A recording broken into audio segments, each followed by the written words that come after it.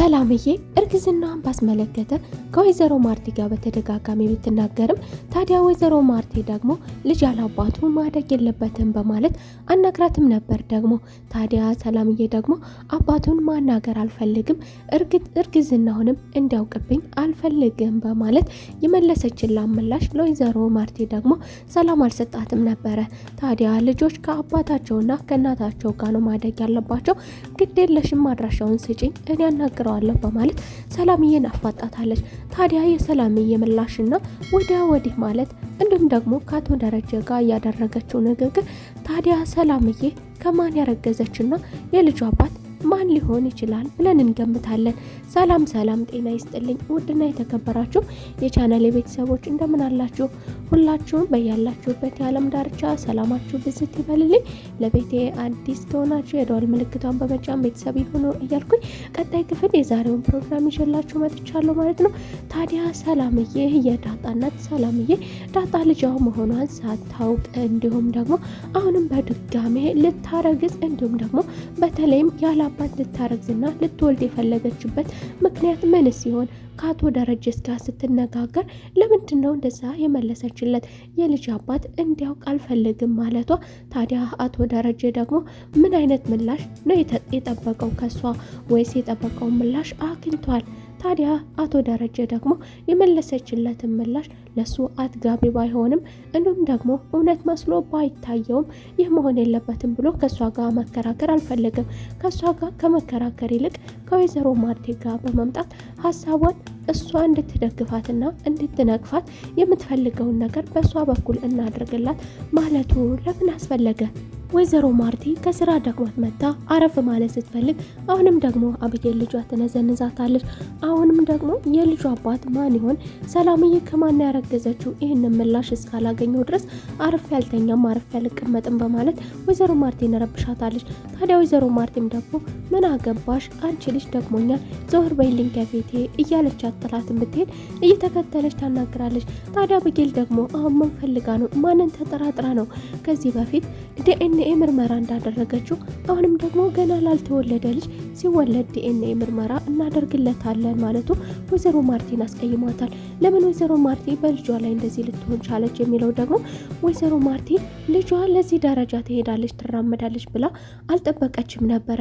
ታዲያ ከማን ይሆናል ማርገዟ ብትልም ወይዘሮ ማርቲ ደግሞ የማውቀው ነገር የለኝም ብላ ብትመልስላትም ይሄ ነገር ደግሞ እረፍት እንዳልሰጣትና ሰላም እንዳልሰጣት ስለተረዳች እሷንም እንድታሳርፋት ስላልቻለች ሰላምዬ የነገረችሽ ነገር ካለ ንገሪኝ እንጂ ካለ በለዚያ እኔ ጥርጣሬ አንድ ሰው ላይ ነው ሁለት ሰው ላይ ነው እያለች ደግሞ ሰላሟን ነስታታለች። ታዲያ ወይዘሮ ማርቲም ደግሞ ልጅ አርፋ ብትቀመጥ በማለት ለመናገር ባትፈልግም ምንም ነገር በዚህ ጉዳይ ላይ አይደለም ከልጅ ጋር ከትልቅ ሰው ጋር ማወያየት ባትፈልግም ነገር ግን የልጁ አባት አንቺን ሰላም ከሰጠሽ በዚህ መልኩ ነግርሽ የልጁ አባት ደግሞ አንድ ወዳጅ ነው ብላለች። እዚህ አይደለም ለመሆኑ አንቺ ይህንን ጥያቄ የምትጠይቂው መቼም እኮ አታፍሪም ከናታን ነው እንዴ ማለትሽ አይቀርም ብላታለች። ታዲያ ደግሞ አብጌልም ይህንን ብትላትም ወይዘሮ ማርቲ እሷም አሁንም አሁን ሊሆን ይችላል ያልጠረጠረ ተመነጠረ በማለት በድፍረት ከናታን ሊሆንም ይችላል በማለት ስትናገር ደግሞ እርግጠኛ ሆና ነበር የተናገረችው። ታዲያ ወይዘሮ ማርቲ ደግሞ እባክሽን አርፈሽ ተቀመጪ፣ ለመሆኑ ልጁንስ የማን ጋ ነው የምታስመረምሪው ብትላትም እናስመረምራለን ትላለች። እንግዲህ የአንዱን ጸጉር እየበጣጠሰች እንግዲህ ወስዳ የህፃኑን ልጅ ልክ እንዳደረገችው ከዚህ በፊት እንዳደረገችው አሁንም ይቺ ልጅ ማድረጓ የሚቀጥል ነው። ታዲያ ወይዘሮ ማርቲ ደግሞ ልጇን አንዴ በጥፊ አንዴ ውጪልኝ እያለች የምታባረራት ደግሞ ለዚህ ደረጃ መራመዷ በእጅጉ ያስገርማታል፣ ያስደነግጣታል። ልጄ ገና ህፃን ልጅ ናት ገና ተማሪ ናት ብላ የምታስባት ነገር ግን ምንም ነገር ማድረግ ትችላለች። ምንም ነገር ማድረግ ለሷ ቀላል የሆነበት ደግሞ እንዴት ነው ለምንድን ነው? ወይዘሮ ማርቲን ማስደንግጧታል። ለመሆኑ አንቺ አትማሪም እንዴ ትላለች አልፎ አልፎ። በሌላ በኩል ደግሞ ሰላምዬ ከአቶ ደረጀ ጋር ስትነጋገር ከአቶ ደረጀ ጋርና ከወይዘሮ ማርቲ ያላት ንግግር የአነጋገር ዘዴዎቿና የአነጋገር አይነቷ ልዩነት አለው። ከአቶ ደረጀ ጋር ስትነጋገር እንዲሁ ቁጭት ያለባት ወይም ደግሞ መናገር የማትፈልገው ነገር ያለ ይመስላል ከአቶ ደረጀ ጋር። አቶ ደረጀም ታዲያ ለልጅሽ አባት ማሳወቅ ካልፈለግሽ ለምን የእርግዝና መከላከያ መድኃኒት አልወሰድሽም ብሏትም ነበር። እሷ ደግሞ ይሄንን ነገር ስትናገር ይሄንን ነገር ማድረጓ ነፍሰ ጡር መሆኗ በኩራት ትናገራለች። ይህንን ነገር ፈልጌው ነው ያደረኩት፣ ልጄን ዛሬ መተካት እፈልጋለሁ። ታዲያ አቶ ደረጀም ደግሞ ካለሽ ገንዘብ ላይ ጨምረን እንዳርሽ በማለትም የጋብቻ ጥያቄ እንዲሁም ደግሞ የምትወደው ሰው ካለ ወዳጅ ካላት እንዳርሽ በማለት ጥያቄ ቢያቀርብላትም እሷ ግን አልፈልግም፣ የምፈልገውም ነገር ቢኖር ደግሞ ለልጄ ከናንተ ጋር ያለውን ገንዘብም ደግሞ ጨምራችሁም ሆነ ወይም ደግሞ ከናንተ ጋር ያለኝን ገንዘብ ያሰባችሁልኝን መልካም ነገር ጨምራችሁ ለልጄ እንዲሆን ብቻ ነው የምፈልገው። እኔ ልጄን ማሳደግ የምፈልገው ከዚህ ቤት ሁኜ ከዚሁ ልክ እንደኖርኩ ከዚሁ ሁኜ ልጄንም ይዤው መስራት ነው የምፈልገው በማለት ለአቶ ደረጀ እጥር ምጥን ያለ መልስ መልሳለታለች። አቶ ደረጀም ከሷ ጋር ከዚህ በላይ መጋፈጥ ስላልፈለገና ከዚህ በላይ መመላለስ ስላልፈለገ እሺ እንዳልሽ ብቻ በማለት እሷን ለቆ ሄዶ ከወይዘሮ ማርቲ ጋር ነበረ ንግግሩን የሚቀጥለው። ሰላምዬም ናታን እያደረገ ያለውን በተለይም ደግሞ ዳጣን ለማስቀናት ብሎ አጉል ቅርርብ እያደረገ ያለውን ቅርርብ ከአብጌል ጋር እንዲያቆም ታስጠነቅቀዋለች። እያደረገ ያለው ነገር ጥሩ አይደለም ትለዋለች። ታዲያ ናታንዬም ደግሞ ነፍሰ ጡር መሆኗን ስላወቀ እንኳን ደስ አለሽ በማለት ብቻ በደስታዋ እንደተደሰተላት ይነግራታል።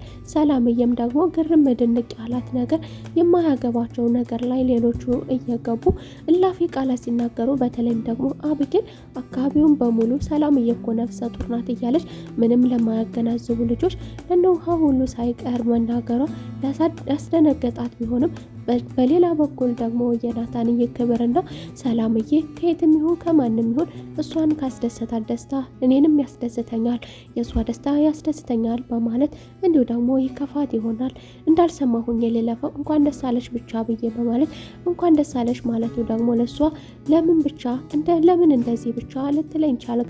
ከማን እንዴት አትለኝም እንዴ? አባቱ ማን ነው? እንተዋወቀው ለምን አትለኝም? ትላለች ሰላምዬ። ይህንን ነገር ግን ለምን ከናታን ጋር መረጠች? ከሁሉም ሰው ጋር ወይዘሮ ማርቲ በጥሩ ሁኔታ እያናገረቻት ቢሆንም ከወይዘሮ ማርቲ ጋር የምትነጋገርበት ድፍረት የላትም።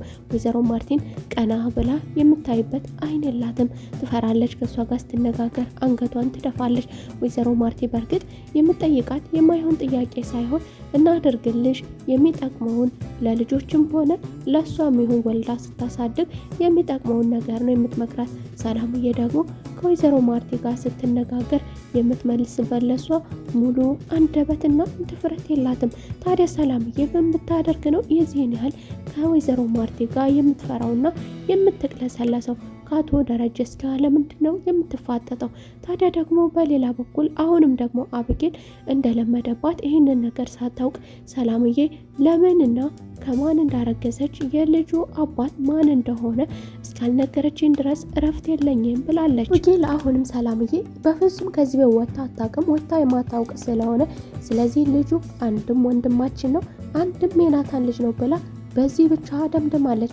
ወይዘሮ ማርቲን ግን ቢያናድዳትም ውጪልኝ ብላ በጥፊም እንዲሁም ደግሞ በግፍተራም ከአጠገቧ ብታስወግዳትም ነገር ግን ይቺ ልጅ አሁንም ይሁን ወደፊትም ይሁን ስራዋን መቀጠሏ አይቀርም፣ ጥርጣሬዋን መቀጠሏ አይቀርም። ሰላምዬስ ደግሞ ለምን አንድ የተናግራ የልጇ አባት ከዚህ ቤት ካልሆነ ለምን ተናግራ አትገላግለውም ለሚሉ ሀሳቦች ደግሞ በፍጹም ሰላምዬ የምትናገርበት አንደበት የላትም። ሰላምዬ ልታረግዝ የምትችለው ከአቶ ደረጀ ነው። ከአቶ ደረጀ ጋር ስትነጋገር እሷ ከሱ ጋር ስትነጋገር የማያምነው ሰው አቶ ደረጀ ለመሆኑ ሁለት አይኖቿ ይነገራሉ። አቶ ደረጀ በእርግጥ ስህተት ሰርተናል፣ ስህተት መስራታቸውን ተናግራለች። ይህንን ነገር ያደረኩት በስህተት ነው። በስህተት ቢሆንም ግን ለእኔ ልጁ ያስፈልገኛል፣ መውለዴ ደስተኛ ነኝ፣ በመውለዴ ደስተኛ ነኝ፣ ልጁን እፈልገዋለሁ በማለት ከአቶ ደረጀ ጋር ስትናገር እልክም እንዲሁም ደግሞ በደራም እንደሆነ ያደረገችው ልጁ እንዲኖራት ያላባትም ቢሆን ችግር የለብኝም ስትልም ነገር ግን ደግሞ በኩራት ነበር የተናገረችው። ታዲያ አቶ ደረጀም ደግሞ ወደ ወይዘሮ ማርቲ ከሄደም በኋላ ወይዘሮ ማርቲ ደግሞ አናገርካት ወይ ብለው ነበረ። ልክ እንደተለመደው አቶ ደረጀ ሰላምን አናገርሻት ወይ ብሎ እንደሚጠብቀው ምላሽ ከወይዘሮ ማርቲ። ታዲያ ወይዘሮ ማርቲም ደግሞ ከአቶ ደረጀ ምላሽ ትጠብቃለች።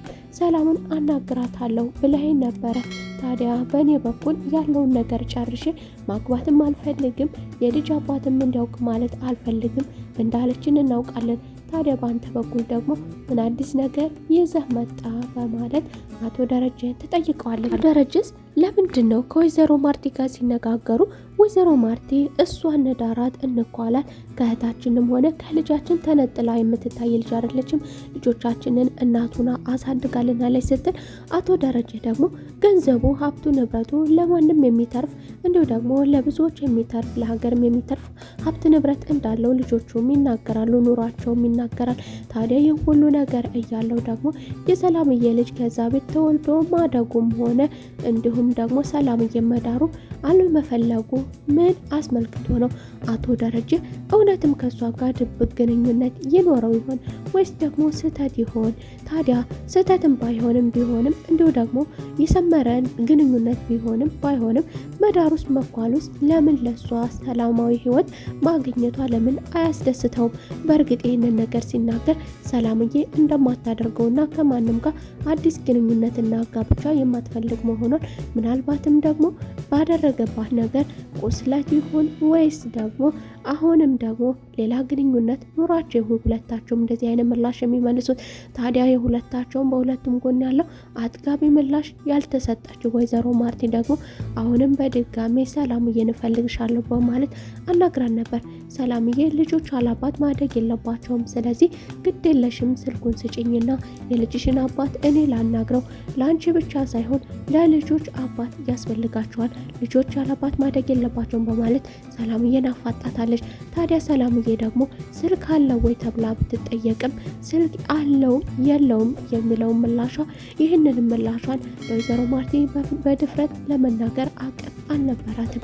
እንግዲህ ሰላምዬ ቁጥሩን ተብላ ተፋጣለች። ይህንን ቁጥር ትሰጥና ታገናኛቸው ይሆን ወይስ ደግሞ የምታገናኛቸው ሰው የለም? እንግዲህ የዛሬው ክፍል ይህንን ይመስል ነበር። በቀጣይ ተመልሰን እስከምንገናኝ መልካም ቆይታ